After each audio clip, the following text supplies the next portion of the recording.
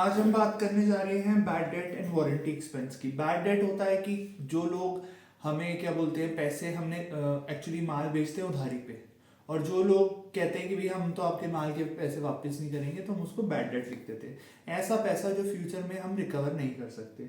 और warranty expense होते हैं कि हर कंपनी जब भी कोई गुड्स बेचती है साथ में बोलती है कि हम वारंटी देते हैं 6 महीने की, कि अगर आपको कभी कोई दिक्कत आती है तो हम फ्री ऑफ कॉस्ट आपको ठीक करके देंगे।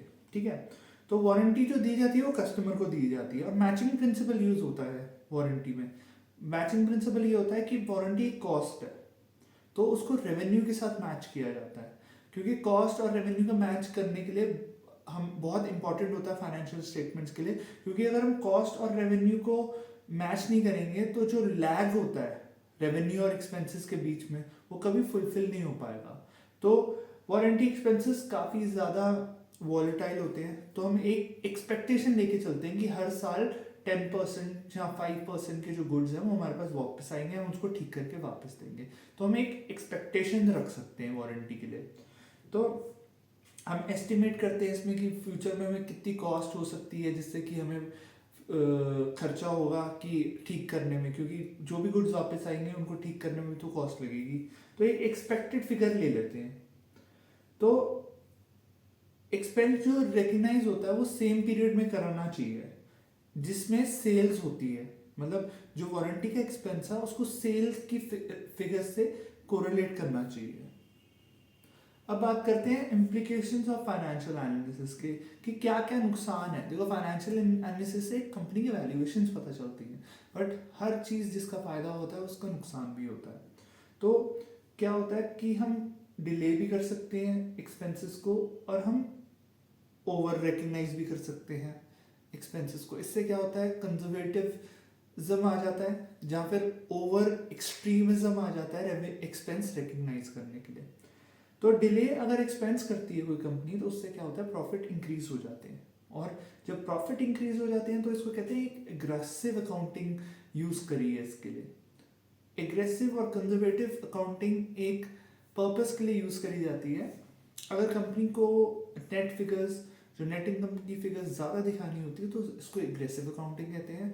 और अगर नेट इनकम अंडर रिपोर्ट करता है एक्चुअल फिगर्स से, तो उसको कहते हैं कंजर्वेटिव अकाउंटिंग। तो अब हम बात करेंगे रीजंस क्या होते हैं जिससे कि चेंज इन एस्टिमेट हो जाते हैं। चेंज इन एस्टिमेट मतलब बैड डेट का एक एक्सपेंस लेते हैं कि 5% चांसेस हैं कि हमारे जो जिनको हमने गुड्स बेचे हैं क्या वो वापस दे भी पाएंगे कि नहीं। अगर हम एक लोअर एक एस्टिमेट लेके चलते हैं, तो उससे क्या होता है कि हम ये लेके चलते हैं कि जो और भी कंपनीज से हमारे जो बैड एक्सपेंसेस होते हैं वो काफ़ी कम होते हैं। जब बैड एक्सपेंसेस कम होते हैं तो इनकम भी ज़्यादा रिपोर्ट होती है। और ये भी हो सकता है कि जो कलेक्शन है कंपनी की उसके पीयर से काफ़ी ज़्यादा अच्छी है। तो ओवर रिकग्नाइज एक्सपेंस से और अंडर रिकग्नाइज एक्सपेंस से हमें ओवर एग्रेसिव और कंजर्वेटिव अकाउंटिंग का पता चलता है। अब बात करते हैं दूसरे की कंपैरिजन। अगर पीएस के हिसाब से हमारी वारंटी एक्सपेंस कम है, तो इससे क्या पता चलता है कि कंपनी जो है अपने वारंटी एक्सपेंस को काफ़ी कम रिपोर्ट कर रही है। क्यों कर रही है? क्योंकि उसके जो प्रोडक्ट की क्वालिटी होगी वो काफ़ी अच्छी होगी। और हमें डिस्क्लोजर भी देना पड़ेगा पॉलिसीज़ के बारे में और एस्टिमेट्स के बारे में। फुटनोट्स में डिस्क्लोजर और मैनेजमेंट डिस्कशन एंड एनालिसिस में हमें डिस्क्लोजर देना पड़ता है अकाउंटिंग पॉलिसीज़ के बारे में और एस्टिमेट्स के बारे में।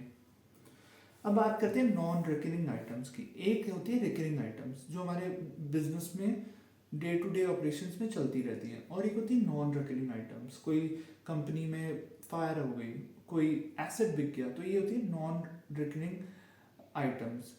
कंटिन्यू ऑपरेशंस को और नॉन कंटिन्यू डिसकंटिन्यूड ऑपरेशंस को कंपनी थोड़ा सेग्रीगेट करके दिखाना चाहती है, जिससे पता चल सकता है कि कंपनी के धंधे में कितना दम है, और जो कि डिसकंटिन्यूड ऑपरेशंस है उससे फ्यूचर में जो प्रॉफिटेबिलिटी है वो कितनी कम हो सकती है। क्योंकि अगर कोई ऑपरेशन कम करेगी तो क्या होगा, फ्यूचर जो टॉप लाइन में काफ़ी ज़्यादा फर्क आ जाएगा, टॉप लाइन रिड्यूस होने लग जाएगी। अगर कोई कंपनी एसेट बेचती है तो फ्यूचर में जो होती है टॉप लाइन फिगर्स, जो रेवेन्यू की फिगर्स होती है वो काफ़ी कम हो सकती हैं। एनालिस्ट का हमेशा जोर रहता है कि जो डे टू डे ऑपरेशंस हैं उससे ही हमें पता चले कि कंपनी में कितना ज़्यादा फ्यूचर में प्रोस्पेक्ट है कंपनी की ग्रोथ में। तो अब बात करते हैं डिसकंटिन्यूड ऑपरेशंस की। ऑपरेशंस जो कंपनी डिस्पोज ऑफ करने वाली होती है उसको डिसकंटिन्यूड ऑपरेशन कहते हैं। कई बार ये हो जाती है और कई बार होने की आशंका होती है, तो इसको हम अपनी फाइनेंशियल स्टेटमेंट में डिस्क्लोजर भी देते हैं इसके बारे में। एक कंडीशन बहुत इंपॉर्टेंट है डिस्पोजेबल के लिए कि एसेट है जिसको आप डिसकंटिन्यूड ऑपरेशंस में डाल रहे हैं वो फिजिकली और ऑपरेशनली डिस्टिंक्ट होना चाहिए। फिजिकली मतलब उसको अपने एसेट से अलग करना बहुत आसान है और वो हमारे ऑपरेशन से अलग हो सकता है। मतलब हमारे ऑपरेशन से उसका जो रिलेशन है वो काफ़ी कम है और वो जब उसको ऑपरेशन से निकाला जाएगा तो एग्जिस्टिंग ऑपरेशंस को इतना फर्क नहीं पड़ेगा। तो मेजरमेंट डेट होती है जब हम सोचते हैं कि हम इस एसेट को डिसकंटिन्यू कर देते हैं, और फेज आउट पीरियड होते हैं जब हम सोचते हैं और जब हम फाइनली इस एसेट को डिस्पोज ऑफ कर देते हैं। तो जो पीरियड होता है उसको हम कहते हैं फेज आउट पीरियड। अब बात करते हैं डिसकंटिन्यूड ऑपरेशंस की, अकाउंटिंग की। जो पास्ट गेन और लॉस होता है वो इनकम स्टेटमेंट में हम सेपरेटली डिस्क्लोज करते हैं और इनकम स्टेटमेंट रीस्टेट करते हैं जो कि पास्ट इनकम और लॉसेस को दिखाती है। तो ये जितना भी चीज़ करी जाती है ये करी जाती है फेज आउट पीरियड में। और जो एक्सपेक्टेड गेन होता है, जो फ्यूचर में एक्सपेक्टेड गेन होता है वो कभी भी जब होता है जब ही उसको हम मेंशन करते हैं फाइनेंशियल स्टेटमेंट्स में, बट उसकी एक्सपेक्टेशंस पे उसको मेंशन नहीं करते। जब वो रियलाइज होता है जब ही उसको मेंशन करते हैं। और जो एक्सपेक्टेड लॉस होते हैं उसको हम मेजरमेंट डेट में ही ले लेते हैं। मतलब कहने का है ये कि हम लॉसेस को तो पहले ही रिकग्नाइज कर लेते हैं मेजरमेंट डेट में, बट जब एक्सपेक्टेड गेन की पॉसिबिलिटी होती है डिसकंटिन्यूड ऑपरेशंस में तो हम उसको जब तक वो रियलाइज नहीं होगा जब तक हम फाइनेंशियल स्टेटमेंट्स में नहीं शो करेंगे। अब बात करते हैं डिसकंटिन्यूड ऑपरेशंस की एनालिटिकल इम्प्लीकेशंस की। जो डिसकंटिन्यूड ऑपरेशंस होते हैं वो अफेक्ट नहीं करते हैं net income from continuing operations को, क्योंकि जो डिसकंटिन्यूड ऑपरेशंस होते हैं वो नेट इनकम से एक्सक्लूड किए जाते हैं। और जब भी एनालिस्ट को future income, cash flows, income forecast करनी होती है तो जो एक्चुअल इवेंट्स होते हैं डिसकंटिन्यूशन के उससे हमें पता चलता है कि कंपनी की जो फ्यूचर में कैश फ्लोज हैं वो कितने अफेक्टेड होंगे। अब बात करते हैं अनयूजुअल और इनफ्रीक्वेंट आइटम की। अनयूजुअल और इनफ्रीक्वेंट आइटम वो होती है जो बिजनेस में रेगुलर ऑपरेशंस में नहीं होती, थोड़ी डिफरेंट होती हैं। और इसमें क्या क्या चीज़ें इंक्लूड हो जाती हैं, राइट ऑफ, रीस्ट्रक्चरिंग कॉस्ट और गेन और loss from non operating operations. मतलब बेसिकली जो भी हमारे बिजनेस से रिलेटेड एक्टिविटीज़ नहीं है, चाहे वो गेन हो चाहे वो लॉसेस हो, वो अनयूजुअल और इनफ्रीक्वेंट आइटम्स कही जाती हैं। जो भी अनयूजुअल और इनफ्रीक्वेंट आइटम्स होती हैं वो इंक्लूड करी जाती है इनकम फ्रॉम कंटिन्यूड ऑपरेशंस में, बट ये सब कुछ बिफोर टैक्स होता है। और इसकी जो एनालिटिकल इम्प्लीकेशंस वो होती है कि unusual item net income from continuing operations को अफेक्ट करती हैं, बट एनालिस्ट इनको रिव्यू कर सकता है। क्यों रिव्यू करेगा कि उसको पता चलना चाहिए कि फ्यूचर में जो पॉसिबिलिटी है कैश फ्लोज की वो कितनी है, क्योंकि डिसकंटिन्यूड ऑपरेशंस से जो कैश फ्लोज हैं वो काफ़ी कम हो सकते हैं। अब बात करते हैं एडजस्टमेंट की, कैसे कैसे एडजस्टमेंट करी जा सकती है। फाइनेंशियल स्टेटमेंट्स में दो तरह की एडजस्टमेंट करी जा सकती है, एक होती है रेट्रोस्पेक्टिव और एक होती है प्रोस्पेक्टिव। रेट्रोस्पेक्टिव का मतलब होता है कि जब से आपने वो गलती करी थी, चाहे वो पिछले 5 साल से वो गलती कर रही थी, तो उस 5 साल की पिछली फाइनेंशियल स्टेटमेंट्स को आपको चेंज करना पड़ेगा। बट प्रोस्पेक्टिव होता है कि आप पुराने को भूल जाओ, अब जो फ्यूचर में आ रहा है हम उसमें चेंजेस करेंगे। ठीक है, तो रेट्रोस्पेक्टिव में जो प्रायर स्टेटमेंट्स होती हैं उनको चेंज किया जाता है, और जो न्यू पॉलिसी होती है उसको जब से इम्प्लीमेंट करते हैं जब से उसका इफेक्ट पास्ट ईयर्स में देखा गया है। जैसे कि कोई अकाउंटिंग पॉलिसीज ऐसी है जो कि पिछले 5 साल की बैलेंस शीट्स को भी इफेक्ट करेगी, तो हम पिछले 5 साल की बैलेंस शीट्स को चेंज करते हैं जब भी कहते हैं कि ऐसी अकाउंटिंग पॉलिसीज को रेट्रोस्पेक्टिव एप्लीकेशन जिसमें होती है, तो इससे कंपैरेबिलिटी बहुत बढ़ जाती है। बट प्रोस्पेक्टिव एप्लीकेशन से कंपैरेबिलिटी इतनी नहीं बढ़ती। प्रोस्पेक्टिव एप्लीकेशन में क्या होता है कि ये फ्यूचर होता है, जो भी नई पॉलिसी आई है हम फ्यूचर में जब फाइनेंशियल स्टेटमेंट्स बनाएंगे तो इस चीज़ का ध्यान जब रखा जाएगा।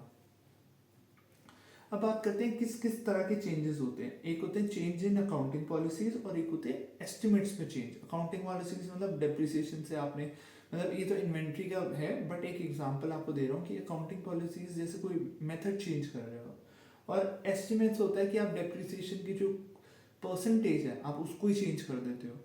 अगर आप अकाउंटिंग पॉलिसीज को चेंज करते हो तो आपको रेट्रोस्पेक्टिव चेंजेस करने पड़ते हैं, जैसे मेथड ऑफ डेप्रिसिएशन हो गया, वैल्यूएशन हो गया, कैपिटलाइज करना हो एक्सपेंसेस को, तो ये सारा ओपनिंग बैलेंस में एडजस्टमेंट होता है। बट जो चेंज इन अकाउंटिंग एस्टिमेट्स होते हैं इसमें मैनेजर की जजमेंट भी यूज होती है, जो एसेट्स की यूजफुल लाइफ है वो भी मेंशन करनी पड़ती है, और ये सारे जो चेंजेस होते हैं प्रोस्पेक्टिवली होते हैं। ये जो रेट्रोस्पेक्टिवली नहीं होते, जो फ्यूचर में फाइनेंशियल स्टेटमेंट्स में चेंजेस होते हैं वो चेंज इन अकाउंटिंग एस्टिमेट्स में आते हैं। अब बात करते हैं टाइप्स ऑफ चेंजेस में। प्रायर पीरियड्स में हम कैसे कैसे तरह की एडजस्टमेंट कर सकते हैं। अगर कोई इनकरेक्ट अकाउंटिंग मेथड हमने यूज़ किया है तो हम एडजस्टमेंट करेंगे प्रायर पीरियड्स में।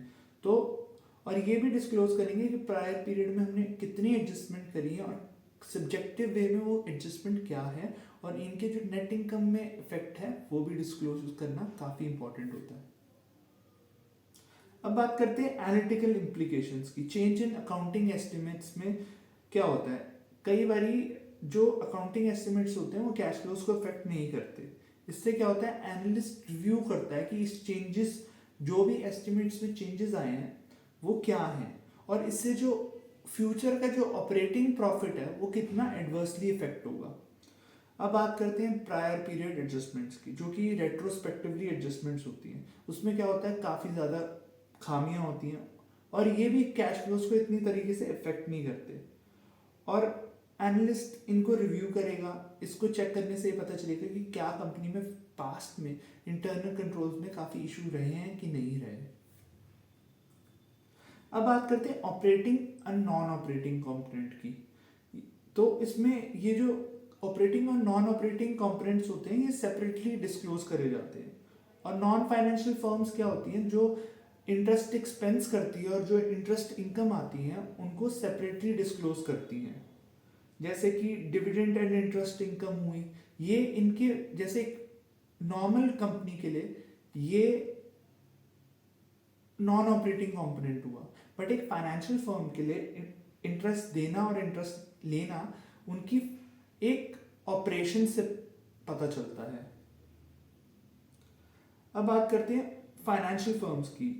ऑपरेटिंग एक्टिविटीज क्या होती हैं, जितनी इन्वेस्टमेंट करते हैं ये उसकी इनकम को ये रेवेन्यूज दिखाते हैं, और जो एक्सपेंस होता है जैसे इंटरेस्ट एक्सपेंस होता है जब वो शो करते हैं फाइनेंशियल स्टेटमेंट्स में तो वो एक्सपेंस आता है। तो बेसिकली फाइनेंशियल और नॉन फाइनेंशियल फर्म्स की जो इंटरेस्ट रेवेन्यूज और इंटरेस्ट एक्सपेंस को डिफरेंटली फाइनेंशियल स्टेटमेंट्स में दिखाया जाता है।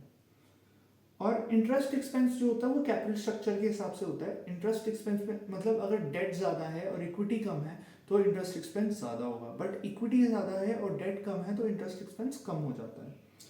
ये सब कुछ जितना भी कैपिटल स्ट्रक्चर होता है डिपेंडेंट होता है ऑपरेशंस पे। ऑपरेशंस कितने कैश फ्लो जनरेट कर रहे हैं, अगर कंपनी कैश फ्लो काफ़ी ज़्यादा जनरेट कर रही है तो ऑब्वियसली ये कि डेट काफ़ी कम लेंगे, और डेट कम लेंगे तो उससे क्या होगा, इंटरेस्ट एक्सपेंस भी कम होगा।